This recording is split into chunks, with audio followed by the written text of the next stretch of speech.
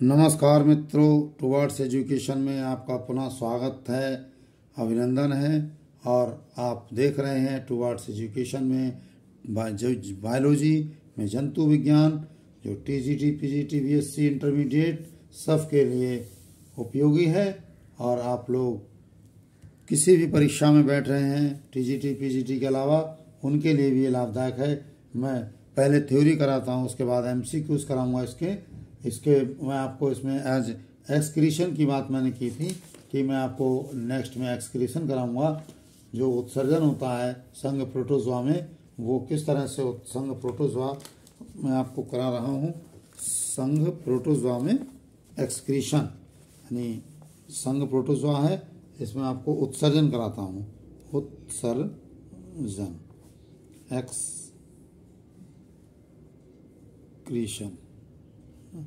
आज तारीख है, कितनी तारीख है आज? डेट है 6/4/23। ठीक। एक्सक्रीशन में क्या होता है मित्रों,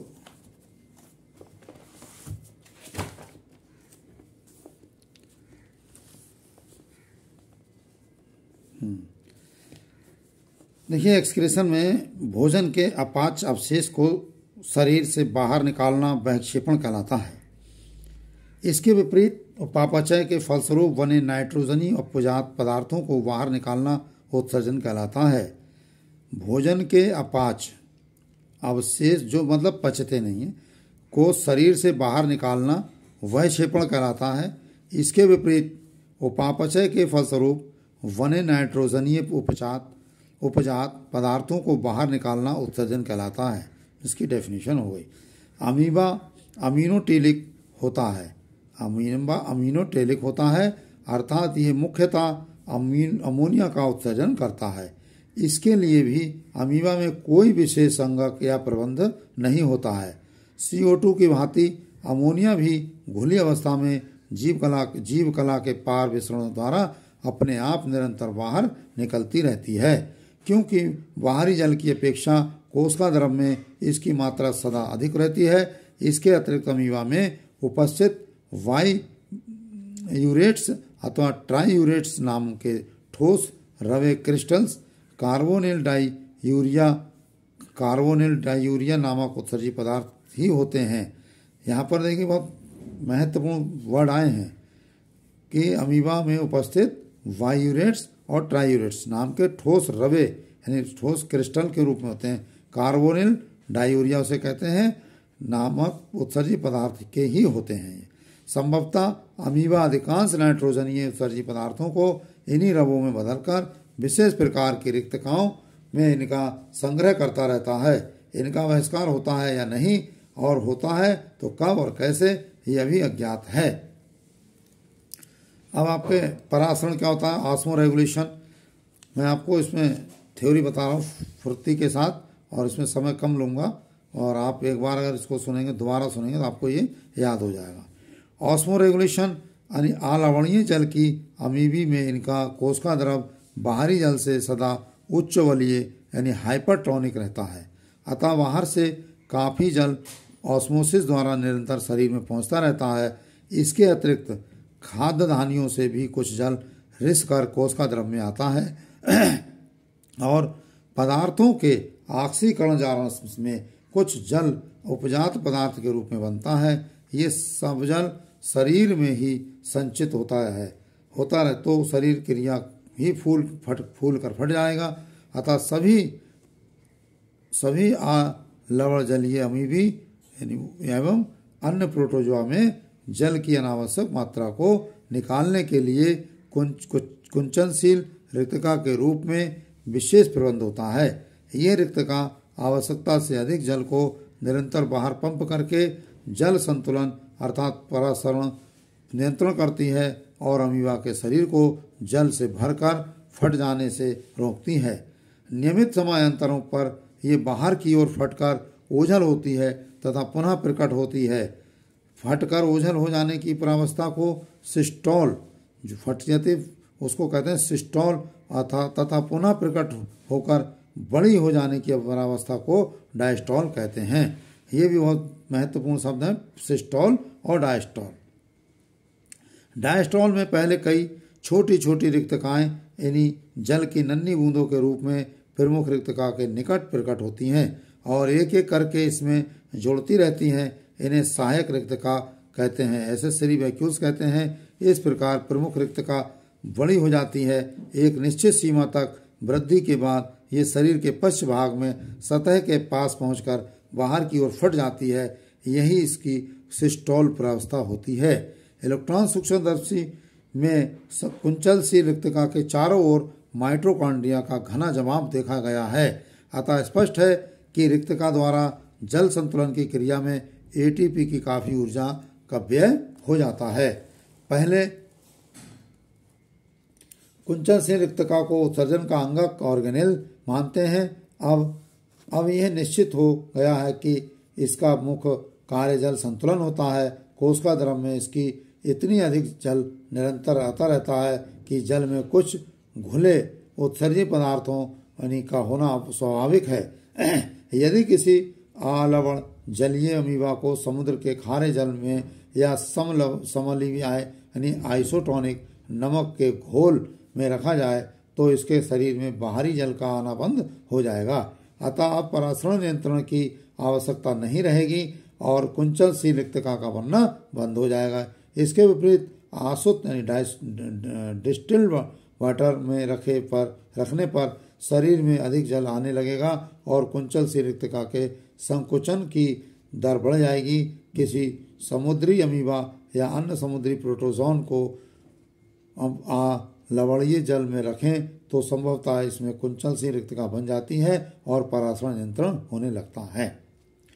कुछ इसमें उत्तेजनशीलता का आचरण होता है, इरिटेबिलिटी एंड बिहेवियर। क्या होता है उत्तेजनशीलता? मेढक, खरगोश आदि बड़े जंतुओं के विपरीत अमीबा में ना तो वातावरणीय परिवर्तनों अर्थात उद्दीपनों स्टिमुलाई को ग्रहण करने के लिए संवेदांग यानी सेंसरी ऑर्गन्स होते हैं और न ही कोई तंत्रिका तंत्र नर्वस सिस्टम। फिर भी जीव द्रव की मूलभूत संवेदनशीलता के कारण इसमें उद्दीपनों से प्रभावित होने और इन्हीं के अनुकूल प्रतिक्रिया यानी रिएक्शन और रेस्पॉन्स करने की क्षमता होती है। इसे उत्तेजनशीलता यानी इरिटेबिलिटी या आचरण कहते हैं। अमीबा मुख्यतः गमन द्वारा ही प्रतिक्रिया करता है। यह या तो उद्दीपन के स्रोत की ओर ही बढ़ता रहता है या इससे दूर हटने की चेष्टा करता है। पहली प्रतिक्रिया को स्वीकारात्मक प्रतिक्रिया पॉजिटिव रिएक्शन तथा दूसरी को नकारात्मक नेगेटिव रिएक्शन कहते हैं। अमीबा प्रायः निम्नलिखित उद्दीपनों से प्रभावित होकर प्रतिक्रियाएं करता है। अब जैसे संपर्क में आता है तो संपर्क से प्रतिक्रिया स्पर्श अनुचल है ना, अनुचलन स्पर्श अनुचलन अर्थात थिग्मोमैटिक्स ठोस वस्तु से छू जाने पर अमीबा के प्रभावित स्थान पर मोटा प्लाज्मा जेल स्तर बन जाता है। अतः इस दिशा में गमन रुक जाता है और नए पादापों द्वारा किसी अन्य दिशा में होने लगता है। यदि अमीबा का पूरा शरीर संपर्क से उद्दीपित हो जाए तो शरीर के चारों ओर मोटा जेल स्तर बनने से ये कुछ समय के लिए गोल होकर स्थिर हो जाता है। यह नकारात्मक प्रतिक्रिया होती है। भोजन से संपर्क में स्वीकारात्मक प्रतिक्रिया होती है और भोजन का अंतरण हो जाता है। इसमें प्रकाश का क्या होता है महत्व? प्रकाश से प्रतिक्रिया होती है। प्रकाश अनुचलन अर्थात फोटोटैक्सिस प्रकाश की मात्रा के क्रमिक परिवर्तनों से अमीबा प्रभावित नहीं होता है, परंतु अकस्मात तीव्र प्रकाश में ये नकारात्मक प्रतिक्रिया करता है। छन कर आए हुए मंद प्रकाश में ये अधिक सक्रिय होते हैं। ताप का क्या महत्व होता है इसका?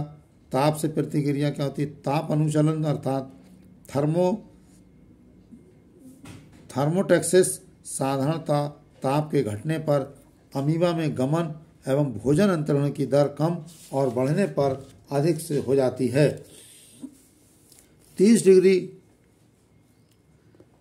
डिग्री सेंटीग्रेड से अधिक ताप में ये रुक कर सिकुड़ जाता है देखिए टेम्परेचर पूछते हैं तो टेम्परेचर का ये महत्व रहेगा कि 30 डिग्री सेंटीग्रेड अधिक ताप पर ये रुक कर सिकुड़ जाता है और 20 से 25 डिग्री सेंटीग्रेड ताप इसके लिए सबसे उपयुक्त होता है। तापमान जब पूछे इस क्रिया में उद्दीपन में, इसमें इसे अमीबा की सर्वोत्तम सीमा यानी ऑप्टिमम टेम्परेचर रेंज कहते हैं, है ना। ऑप्टिमम टेम्परेचर रेंज क्या है इसकी, तो 20 से 25 डिग्री सेंटीग्रेड होती है। बहुत अधिक या कम ताप में अमीबा की मृत्यु हो जाती है। बहुत अधिक अगर है या बहुत कम है तो इसकी मृत्यु हो जाती है। इसे 20 से 25 डिग्री सेंटीग्रेड ऑप्टिमम टेम्परेचर है, ये चाहिए इसको, है ना।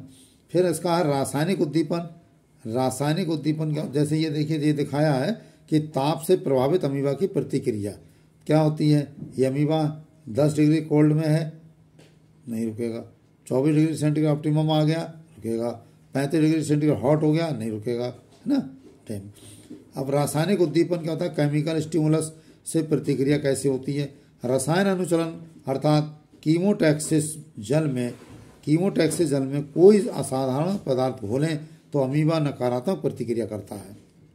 विद्युत धारा का क्या रहा, विद्युत प्रतिक्रिया, विद्युत अनुचलन अर्थात गैल्वेनोटैक्सिस विद्युत से प्रभावित अमीबा एनोड से दूर कैथोड की ओर बढ़ता रहता है।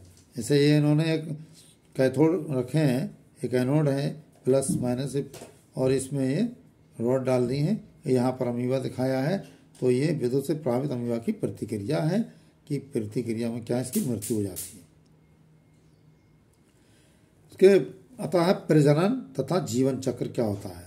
प्रजनन और जीवन चक्र आपको ये आपके लिए नेक्स्ट वीडियो में कराएंगे।